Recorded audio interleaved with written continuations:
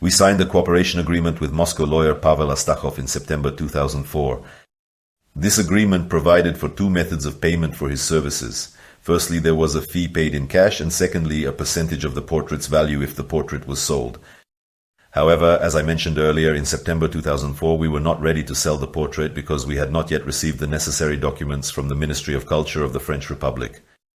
Nevertheless, the fact of finding this portrait was not meant to be kept secret, so the lawyer had the right to tell his acquaintances about Cellini, and he willingly did so. That's how Mrs. Irina Guicciardini Strozzi learned about our find from my lawyer. Mrs. Irina has Russian roots, although she was born in Paris.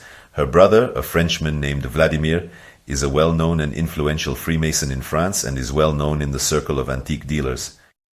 After speaking with Astakhov, Mrs. Irina returned to Florence and told her husband, Mr. Girolamo Guicciardini Strozzi, about the discovery of the portrait. I want to draw your attention to the fact that the lawyer did not show Irina a photograph of the portrait, so she knew the portrait solely by verbal description. As soon as her husband Girolamo Guicciardini Strozzi heard about the portrait, he immediately flew to Moscow. Probably Girolamo assumed that the Cellini portrait was already in Moscow. However, Astakhov could only show him an amateur photograph of the portrait measuring 15 by 10 centimeters. Nevertheless, Signor Strozzi immediately recognized this self-portrait as authentic. Astakhov, when telling me about this visit, reported that Signor Strozzi, upon seeing the photograph, became extremely emotionally excited. It is evident that Girolamo Strozzi knew more about this portrait lost centuries ago than was known to us. Astakhov later told me that the Strozzi family's collection includes a sculpted head by Cellini, which the family does not publicly disclose and has no intention of donating to a museum. I have no way to verify this information because soon after a war broke out between us and the art cartel, and the Strozzi ceased all communication with us. However, art historians know that Cellini left advice for artists in his writings who wished to paint a vivid portrait of a person. Benvenuto Cellini insisted that the model's head should first be sculpted in sculpture and only then painted or drawn in color. As it turns out, there is some special, almost mystical connection between the ancient Florentine Strozzi family and the legacy of Benvenuto Cellini. Look, in front of you is a small round medallion, painted in oil on stone, with a diameter of just 8.5 centimeters. This medallion is now housed in France in the Renaissance Museum Château des Coins, located 20 kilometers north of Paris. This medallion, identified as a portrait of Benvenuto Cellini, was determined by the same 19th century French publisher Eugène Plon, the one who confused the portraits on Vasari's fresco. In 1971, the Romanian Postal Service issued a postage stamp with this portrait, on which the face is signed as Benvenuto Cellini. I studied this portrait and the history of its mistaken attribution. Here's what I managed to find out. The face on the medallion belongs not to Benvenuto Cellini, but to one of the Strozzi. Here in front of you is a portrait of Monsieur Strozzi. It is from this portrait that the round medallion was made. This portrait is signed Monsieur Strozzi. It is currently in a private collection and was sold at an auction at Hotel Drouot in Paris in 2007 and is listed in catalogs. The experts at the Hotel Drouot auction attributed its authorship to an unknown follower of the painter Cornelius from Lyon. In other words, it's a poor work by a little-known author. In this regard, I cannot miss the opportunity to laugh at the French experts from the leading French auction house.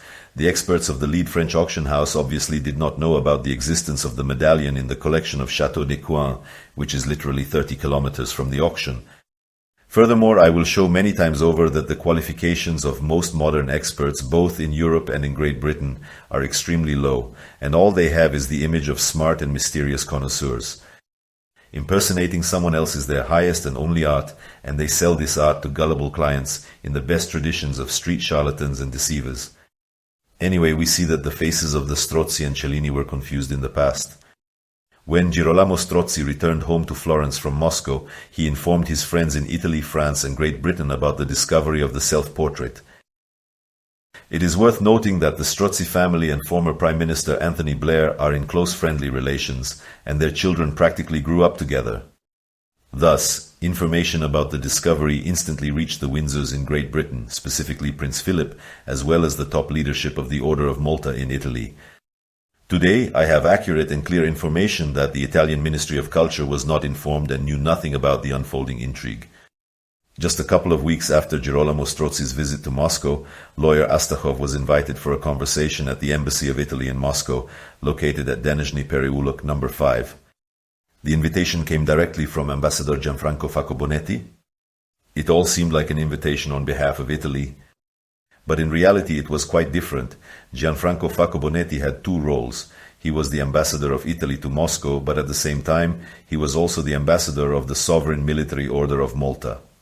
To jump ahead, Signor Faccobonetti and other Maltese knights like Signor Strozzi pursued their own interests using Italy as a cover. By the way, shortly after the events described, Girolamo Strozzi was convicted by an Italian court and sentenced to several years in prison for fraud and theft as part of a criminal group. In general, the main characteristic that could describe the Order of Malta as minimum during the period in question sounds like vulgarity, fraud, and deceit. When lawyer Astakhov arrived at the Embassy of Italy, Signor Faccobonetti asked him for photographs of the portrait and confirmation that the owner of the Cellini self-portrait was willing to part with it. Of course, Astakhov answered the ambassador affirmatively and left him the photographs. It is known in the history of art and museology as an axiom that all valuable works of art should be kept in museums, and therefore they inevitably end up there. It's always only a matter of time. Accordingly, neither I nor my wife Irina had any intention of resisting the natural course of events. However, what followed was a completely unpredictable turn of the story. Swindlers from the art cartel, using the Republic of Italy as a cover and presumably in the interests of His Royal Highness Philip's gigolo, had already begun to set a trap for us. To be continued, dear friends, subscribe to my channel.